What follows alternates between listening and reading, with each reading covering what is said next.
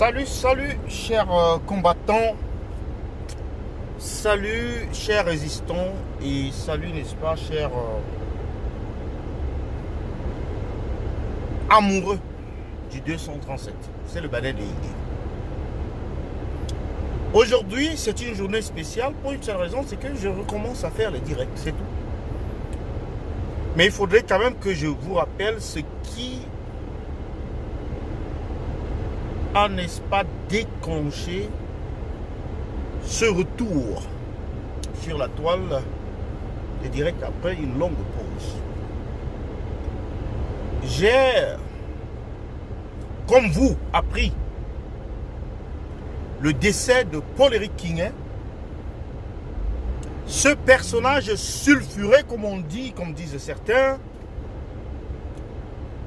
aimé par les uns, haï par les autres, le créateur du terme taliban au Cameroun, ou alors celui qui a importé le terme taliban pour, n'est-ce pas, le ramener au 235. C'est de lui qu'il est question. Ce personnage a, n'est-ce pas, marqué notre combat de manière négative. Ce personnage a en réalité essayé de détruire notre combat. À l'époque du maquis, écoutez-moi bien, à l'époque du maquis, parce que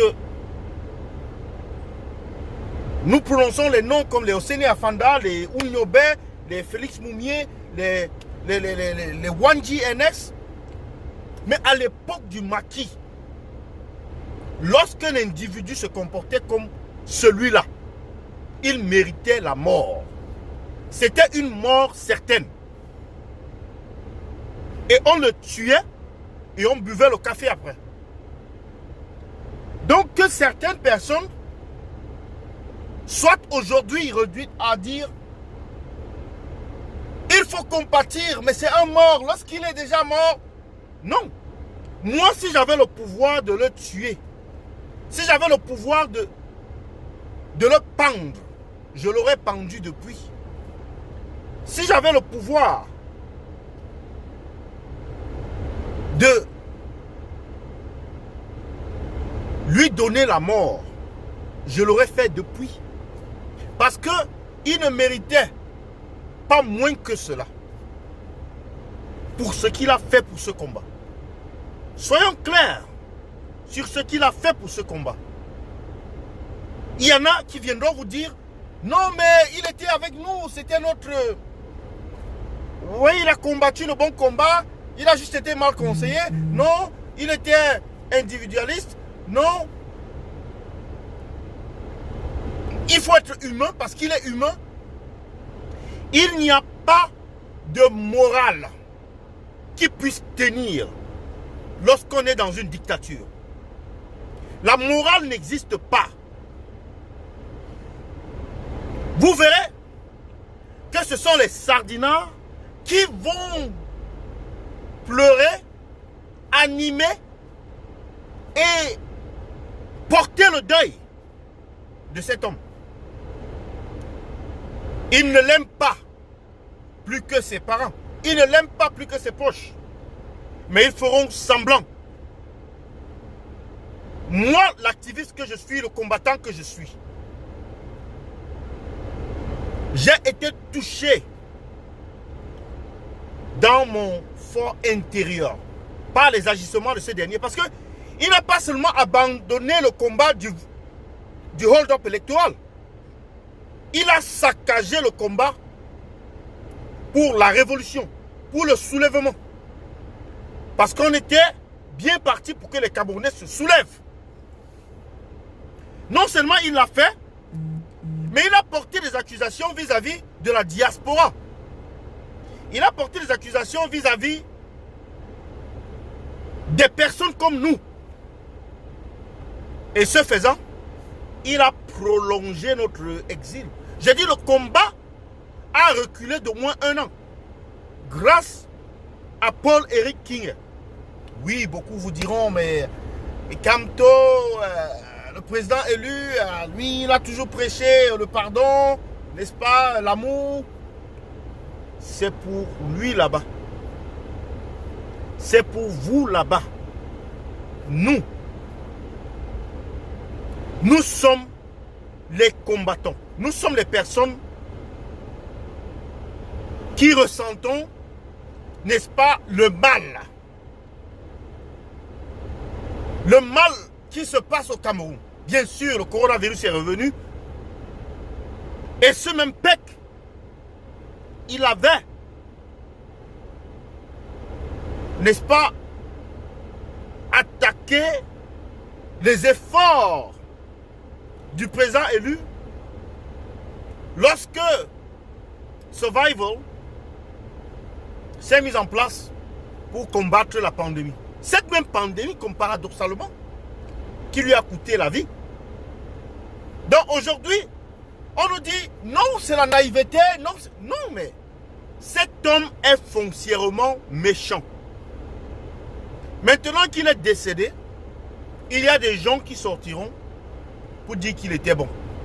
On en a vu à longueur de journée, c'est-à-dire toute la journée d'aujourd'hui, on a passé le temps à voir des gens qui aiment le mort, mais n'ont pas aimé le vivant. Mais attendez, de qui se moque-t-on? Les Camerounais ont besoin d'être secoués. Ils ont besoin d'être chicotés. Les Camerounais ont besoin de ce qui fait mal. Les Camerounais ont besoin de la brutalité. Le régime qui a pris les combattants, qui a pris le Cameroun en otage, a besoin de la brutalité et la violence. C'est son mode de fonctionnement.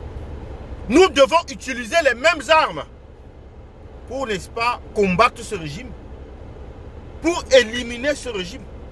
Nous ne pouvons pas nous servir de nos stylos, de continuer à nous servir de nos stylos et de nos comptes Facebook et le compte Twitter pour espérer vaincre ce régime. Nous devons passer à la vitesse supérieure, comme le disait Calibri.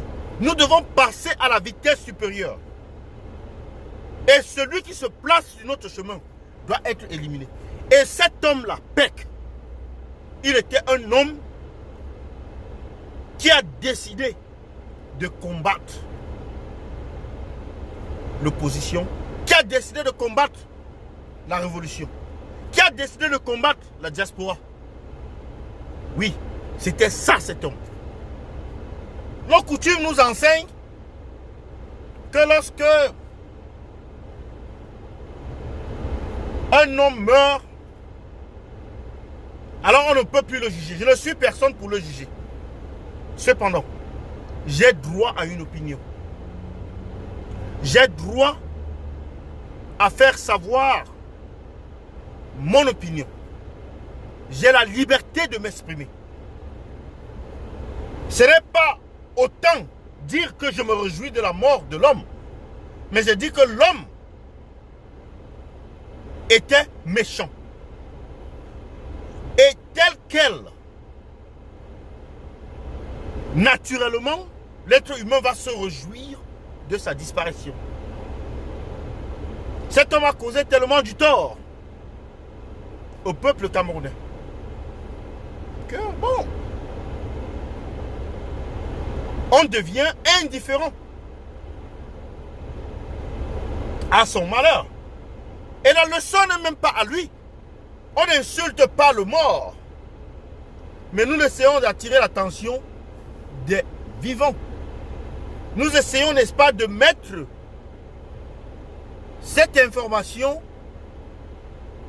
ou ces faits devant les vivants, ceux qui sont vivants. Parce que le mort est mort, il est parti. Et nous, les humains sur terre, nous ne pouvons plus interagir avec lui. Mais nous utilisons ce qui s'est passé pour donner des enseignements à ceux-là qui restent sur terre, à ceux-là qui vont combattre demain, à ceux-là qui sont des citoyens camerounais, à ceux-là qui pensent faire la même chose que lui. Parce que oui, ça a marché. Si vous êtes un traître, alors cela se paye. On vous achète. On achète votre conscience. On achète, n'est-ce pas, votre morale. On achète votre dignité. Et un homme qui a perdu sa dignité ne mérite plus d'être appelé un homme. C'est une chose. C'est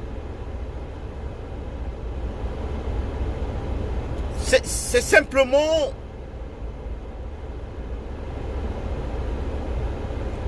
quelque chose dont la valeur ne dépasse même plus la pièce de 1 centime. Qu'aujourd'hui les gens sortent pour dire que non, le Banen de Yingui, toi tu fais, n'est-ce pas, du mal à la résistance, tu fais du mal au professeur Kamto. Non, je supporte Kamto comme je peux supporter n'importe quel politicien. Non, je supporte Kamto, oui. Mais ce n'est pas Kamto qui me commande. Ce n'est pas Kamto qui me dit comment est-ce que je dois penser. Ce n'est pas Kamto qui m'envoie faire la vidéo. Ce n'est pas Kamto qui me contrôle. Parce que j'ai une cervelle. Contrairement aux Sardinats, eux, ils vont se placer à la télé, défendre bec et ongle le régime, qui pourtant ne leur apporte rien. Vous voyez le cas de Messanga Nyamding, qui est, n'est-ce pas, sur... il est sur une chute verticale. Hein. Et là, on annonce qu'il a été affecté en Gaoundéré, au nord. Cela semble être qualifié comme une affectation disciplinaire. Le terme, affectation disciplinaire. C'est-à-dire on t'envoie dans un coin qui est moins loti, qui est moins, comment je peux dire, développé, comme punition pour des actes que tu aurais posés auparavant. Et les Camerounais sont tout à fait en symbiose avec cette pratique du système BIA. Donc, moi, le combattant que je suis, je vous le fais savoir que M. Peck est même mort d'une bonne mort. Le coronavirus là, c'était une bonne mort. Parce que la mort qui lui aurait été réservée, c'était la pendaison ou haute trahison. Lorsque vous êtes reconnu coupable de haute trahison, c'est la pendaison immédiatement. On ne peut pas accepter qu'un homme qui est rentré dans la résistance par le biais du professeur Kamto et qui a, n'est-ce pas, mené le combat pendant quelques mois à ses côtés, en vienne à détruire tout, même ce que les gens vont lui donner comme crédit, même son propre crédit, il a détruit. Donc quand les gens sortent, ils disent que non, mais attendez, il est dans le combat, il ne faut pas faire cela avec les combattants, il a combattu le bon combat, il a juste été trompé, il s'est monté, s'est descendu. On n'en a rien à foutre. On n'en a absolument rien à foutre. À partir d'aujourd'hui, comprenez que chaque chose a des conséquences. Chaque acte a des conséquences. chaque filouterie a des conséquences.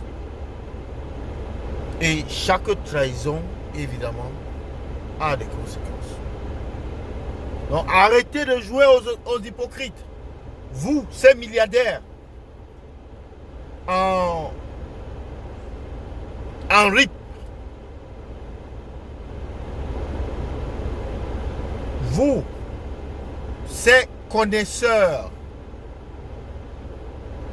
de la chose politique, je vous le dis en vérité, la résistance a fait un recul en arrière d'au moins 1 an suite aux actions de cet homme-là. Je vous remercie d'avoir suivi la vidéo et d'avoir partagé, chers combattants. Je suis de retour et je m'efforcerai à faire, n'est-ce pas, une vidéo par jour pour, n'est-ce pas, pouvoir redynamiser le combat, pour pouvoir, n'est-ce pas, bâtir de nouvelles stratégies. Nous devons bâtir de nouvelles stratégies. Nous devons revenir plus que jamais forts et résilients. Nous devons changer de modèle. Nous devons nous adapter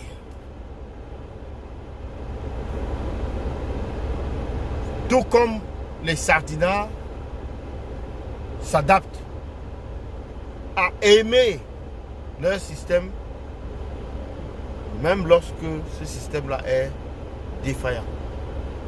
Donc j'en ai terminé pour ce jour. C'était le Banane de Yingui. Je vous souhaite une bonne soirée.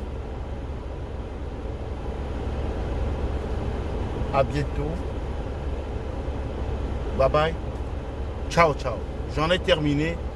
Que ceux qui sont les supporters de PEC et qui n'aiment pas ma plume ou ce que j'écris, vous voyez là, en haut, c'est là où se trouve le bouton pour se désactiver de ma page. Donc, celui qui ne veut pas, il n'a qu'à s'emballer et disparaître. C'est tout. Ou bien s'évaporer et puis disparaître. C'était le Banane de Yingui. Bonne soirée à vous et à bientôt. Bye bye.